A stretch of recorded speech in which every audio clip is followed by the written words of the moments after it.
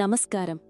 ఈరోజు మనం హిందూ సాంప్రదాయాల్లో అత్యంత పవిత్రమైన వ్రతాల్లో ఒకటైన వరలక్ష్మీ వ్రతం గురించి తెలుసుకుందాం. వరలక్ష్మీ వ్రతం అనేది అష్టలక్ష్ములను అంటే ధనలక్ష్మి, ధాన్యలక్ష్మి, గజలక్ష్మి, సంతానలక్ష్మి, విజయలక్ష్మి, విద్యాలక్ష్మి, ధైర్యలక్ష్మి, రాజలక్ష్మి ఆరాధించే పవిత్ర వ్రతం. ఇది ముఖ్యంగా సుమంగళులు, భర్త ఆయురారోగ్యం, కుటుంబ శ్రేయస్సు, సౌభాగ్యం కోసం చేస్తారు. ఈ వ్రతాన్ని శ్రావణమాస శుక్లపక్షంలో వచ్చే శుక్రవారం చేస్తారు. ఎందుకంటే శ్రావణమాసం వేదాల ప్రకారం అత్యంత పవిత్రమైనది.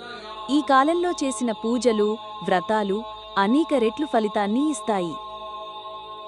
పౌరాణిక కథ ప్రకారం ఒకసారి పార్వతీదేవి శివుణ్ణి అడిగింది, భూమిలో స్త్రీలు సంపద, ఆరోగ్యం, సౌభాగ్యం పొందడానికి ఏ వ్రతం చెయ్యాలి? అప్పుడు శివుడు వరలక్ష్మీ వ్రతాన్ని శ్రావణమాస శుక్రవారం చేస్తే మహాఫలితం వస్తుందని చెప్పారు. పూజా విధానం చాలా శ్రద్ధగా జరుగుతుంది.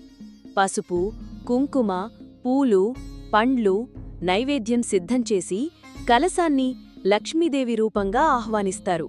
వ్రతకథ విని తొరమును కుడిచేతికి కట్టి ఆశీర్వాదం పొందుతారు.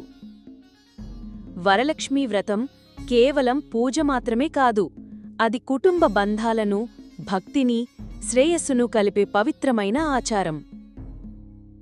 మీరు కూడా ఈ శ్రావణమాసంలో వరలక్ష్మీ వ్రతం చేసి లక్ష్మీదేవి కటాక్షాన్ని పొందండి. జై మహాలక్ష్మి.